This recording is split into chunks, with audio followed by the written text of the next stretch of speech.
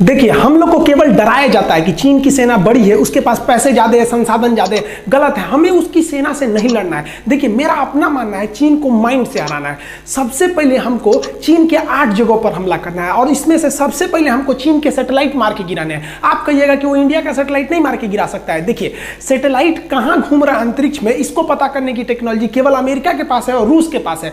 भारत की सैटेलाइट की जानकारी रूस चाइना को नहीं देगा, लेकिन चाइना का सैटेलाइट कहां है इसकी जानकारी कमकासा और कास्टा समझौता हो जाने के बाद अमेरिका हर हाल में भारत को दे देगा और इस जानकारी के आधार पर भारत अपने एंटी सैटेलाइट मिसाइलों से चाइनीज सैटेलाइट को मार के गिरा सकता है। एक बार जब ये सैटेलाइट गिर गए तो चाइना के 13 जो मिलिट्री सैटेलाइट आसमान में घूम रहे हैं, अगर ये सैटेलाइट गिर गए तो चाइना ऊपर से निगरानी ही नहीं रख सकता है कि भारत क्या कर रहा है और उसके जो रडार है वो केवल छोटे एरिया को निगरानी कर सकते हैं। जो मिसाइलें एटमॉस्फेयर में घूम रही है उनको पकड़ सकते हैं, लेकिन बैलिस्टिक मिसाइल अंतरिक्ष से आ रही होती है, उसको मारने के लिए, उसको पकड़ने के लिए सैटेलाइट की जरूरत पड़ती है। और अगर चाइना का सैटेलाइट गिर गया तो हमारी जो मिसाइल, बैलिस्टिक मिसाइल अग्नि वगैरह चाइना में घुस जाएगी तो चाइना को पता भी नहीं चलेगा। जैसे ये सैटेलाइट गिरे, चाइना का एक बहुत बड़ा ड्रॉबैक होगा उसकी निगरानी सर्वेलांस में, और इसके बाद जो सबसे तेज एक्शन लेता है, देखिए सैटेलाइट गिर गया तो चाइना की मिसाइलें भी काम नहीं कर सकती है, और उसके बाद अचानक जो चाइना के जो एयर स्ट्रिप है, हवाई पट्टियां, इन पर ताबड़तोड़ हमला करना चाहिए। जो तिब्बत और सिंजियांग का एरिया जो भारत से लगता है, इन एयर स्ट्रिप को गिराने के बाद चाइना कोई भी काउंटर अटैक नहीं कर सकता है। हम लोग को मेन चाइना को आगे बढ़ने से रोकना है। जैसे एयर स्ट्रिप टूट गए, चाइनीज विमान हवा में उड़ान नहीं भर सकते बिना एयरपोर्ट की मदद से। इसके बाद हम लोग को चाइना के पावर ग्रिड पर हमला करना है। चाइना में 2 सबसे बड़े पावर ग्रिड है जो हर जगह इलेक्ट्रिसिटी देते हैं। अगर हम इस पावर ग्रिड को गिरा दिए, एक भी बम गिरा ना पावर ग्रिड पे, पूरा चाइना के अंदर ब्लैकआउट हो जाएगा, उसके अंदर बिजली कट जाएगी। आप सोचिए, आपके यहाँ 2-3 दिन बिजली कट जाएगी, हर एक चीज ठप हो जाएंगे, कितना आपका इन्वर्टर बैकअप पावर देगा।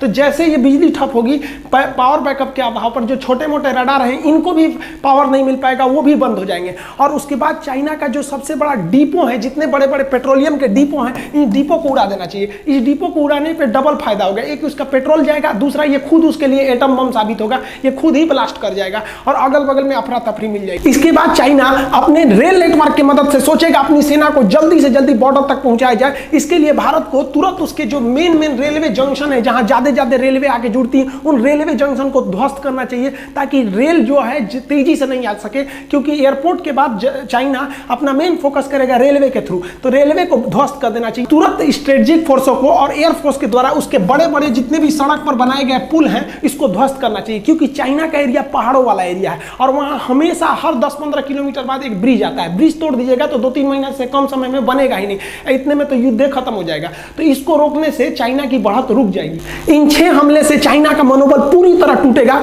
उसके बाद जो चाइना की ऑर्डिनेंस फैक्ट्री है, जहां तोप, गोले, बारूद कारखाने, ये सब के जो कारखाने हैं जहां बंदूकें बनती हैं, उन सब पे तुरंत ध्वस्त करके हमला से उड़ा देना चाहिए। इससे जो उसका बैकअप सपोर्ट था ये टूट जाएगा और बैकअप टूटने के बाद उसे इस विषम परिस्थिति में कोई दुनिया मदद नहीं करेगी। और चाइना जो सबसे ज्यादा कूदता है अपने व्यापार पे ना, उसके व्यापार को समुद्र के रास्ते होते हैं, उसके जितने भी बड़े बंदरगाह हैं उस पर तेजी से हमला करके एक साथ तोड़ देना चाहिए इन सबको। हमारे हिसाब से चाइना की इन 8 जगहों पर हमला करेंगे, चाइना की कमर टूट जाएगी। लेकिन चाइना हमको अपनी केवल मजबूत चीजों को दिखाता है कि हमारे पास 21 लाख आर्मी है। अरे कोई आर्मी धरी की धरी रह जाएगी ससुराई, तुम्हारा ये 8 चीज टूट गया ना तो तुम देखा ना 21 लाख फौज है कि 21 करोड़ है, कुछ नहीं होने वाला है। और ऐसा हो सकता है, ऐसा किया गया है। इजराइल ने 6 दिन की लड़ाई में पूरी अरब देशों के, मिडिल ईस्ट के देशों को हरा दिया था। ना कोई उसका साथी था, ना पूरे पड़ोसी उसके दुश्मन थे सब। इसके बावजूद उसने पूरे अपने अरब देश के दुश्मनों को धूल चटा दिया, चाहे वो उसके अगल बगल का मिस्र हो, सीरिया हो, लेबनान हो, सबको हरा दिया। और इजराइल वो सारे हथियार, वो सारी टेक्नोलॉजी भारत को देने के लिए हर एक रणनीति तैयार है। अतः भारत अगर इस तरह से हमला करेगा तो हम लोग ज्यादा भारी पड़ेंगे। लेकिन हमको क्या दिखाया जाता है कि हमको आर्मी से लड़ना है, एयरफोर्स से लड़ना है, अभी मेंटली लड़ना है। पहले ये थूर दीजिए और उसके बाद एक आर्मी आओ, सोचो तो बहुत ज्यादा टैंक करना, ले टैंक उठा के हम लोग यहाँ खूंटा में बांधेंगे टैंक को। देखिए, अगर चाइना पर इस तरह से हमला होगा तो अगले 100 साल तक चाइना खड़ा नहीं हो सकता है। और इसके बाद हमें तुरंत चाइना के इंतरी भाग में, यानी उस पर तिब्बत में विद्रोह खड़ा करके तिब्बत को स्वतंत्र कराने के लिए पूरी दुनिया को एकजुट हो जाना चाहिए। अभी दलाई लामा ने भी कहा है भारत को कि अगर भारत तिब्बत को स्वतंत्र कराएगा तो तिब्बत भारत का साथ देगा। तो तिब्बत पे तुरंत इस तरह से एक्शन ले लेना चाहिए। तो भारत को तिब्बत के मामले को भी जोर से उठाना चाहिए, क्योंकि अगर मान लीजिए हम किसी से 100 रुपया ले लिए हैं और हम चाहते हैं वो 100 रुपया हम हड़प ले, तो हमें उसको क्या करना चाहिए? जब वो आदमी मिले ना तो हमको कहना चाहिए हमारा 1000 रुपया दो, हमारा 1000 रुपया दो। आदमी कहेगा कैसा 1000, कैसा 1000? पंचायत बैठेगा तो फिर हो गया, चलो भाई 1000 का मैटर नहीं है, और पीछे वाला 100 रुपया गायब हो गया।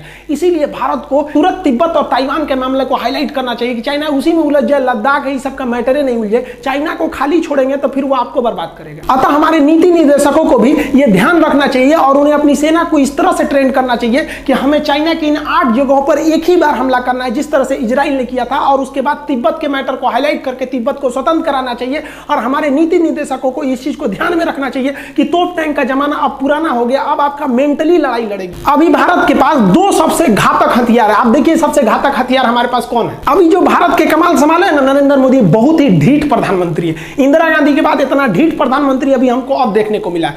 देखिए नरेंद्र मोदी का डिसीजन कितना तगड़ा था कि जैसे गलवान घाटी में खबर आई कि भारत के 20 जवान शहीद हुए हैं और चाइना के 43 कुत्ते मरे हैं, और वो लोग भी मरे हैं, क्योंकि ये जो है पूरी तरह से अमेरिका का न्यूज है। उसने कहा है कि हमने क्लोज मॉनिटरिंग की है। अमेरिका ने रिपोर्ट दिया है कि चाइना के गलवान घाटी के एरिया में चाइना ने एम्बुलेंस और एयरलिफ्ट से अपनी लाशों को उठाकर ले गया, और चाइना ने खुद कहा है कि हम इसको ज्यादा हम संख्या नहीं बताएंगे क्योंकि हमारे देश में इसके एक निगेटिव इफेक्ट पड़ सकता है। और चाइना ने क्या कहा है कि भारत सरकार को भारत के सैनिकों को माफी मांगना चाहिए। इसका मतलब जो पिटाया है वही ना कहता है कि दूसरा आदमी माफी मांगे। और कुछ लोग को तो भरोसे नहीं हो रहा है कि भारत वाले भी चाइना को मारे होंगे। ऐसे लोग को यो भरोसा नहीं होता है कि ससुरा अपने बाप के हैं कि नहीं है। चाइना वाले छोटे छोटे होते से कुंफू कराटा मार रहे थे सब, बॉर्डर पे आके ये कराटा मार रहे थे सब ऐसे ऐसे। अब भारत के सैनिक गांव में खेती किया हुआ आलू बोया, हाथ से पकड़ के मुड़िया ईट दिया, कैसे जुड़ा चाय चुई करता है हमारे यहाँ। इतनी तो होते हैं चाइनीज। भारतीय सैनिक कद काठी से भी हैवी साबित होते हैं सब उनके सामने। मोदी जी ने देखा कि यहाँ पर बहुत ही ज्यादा टेंशन बढ़ते जा रहा है।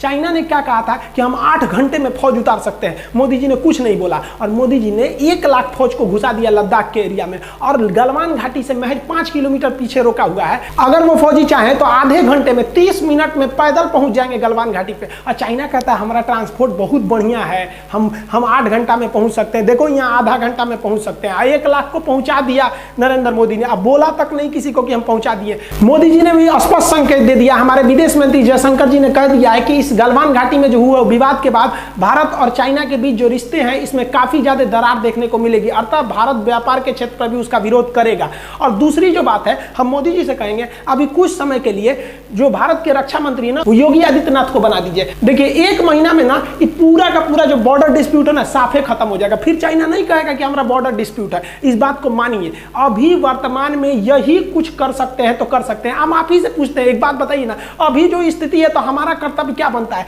जो हमारा नेतृत्व कर रहा है हम उसके साथ में खड़े रहेंगे कि अभी याद करेंगे नेहरू ऐसे थे, वो ऐसे थे? अरे हमको आपको सबको इस समय अपनी सेना के साथ, अपने नेतृत्व के साथ एकदम खड़े रखना है। आपकी विचारधारा अलग हो सकती है, अलग पार्टी की हो सकते हैं, लेकिन अभी बॉर्डर पे जो चल रहा है हमको आपको साथ खड़ा रहना पड़ेगा, नहीं तो कटा जाएंगे लोग एक एक करके। क्योंकि जब चाइना घुसेगा ना, काटना चालू करेगा तो नहीं देखेगा कि आप किस धर्म के, किस जाति के, किस पार्टी के रहने वाले हैं। बंदूक किसी के सीना नहीं पूछ के जाती है कि तुम हिंदू हो कि मुसलमान हो कि किस जाति को, काट के रख देगा एक साथ। इसलिए अभी भी समझ जाइए, अभी भी हमको अपनी सेना के साथ, सरकार के साथ डट के खड़ा रहना है। जब ये मामला खत्म हो जाएगा तो हम एक एक सवाल पूछेंगे कि आपने क्या किया था हर चीज को, लेकिन अभी पूछना गलत है। देखिए अगर आपको लगता है हम किसी पार्टी के समर्थक हैं तो गलत बात है। हम किसी भी पार्टी को सपोर्ट नहीं करते, लेकिन हम कहते हैं कि जो अभी वर्तमान परिस्थिति है अभी इन्हीं से संभलेगा। नहीं तो आप ही कमेंट करके बताइए ना कि किससे संभलेगा। अभी क्या कर सकते हैं? अभी हमको हर हाल में साथ देना पड़ेगा।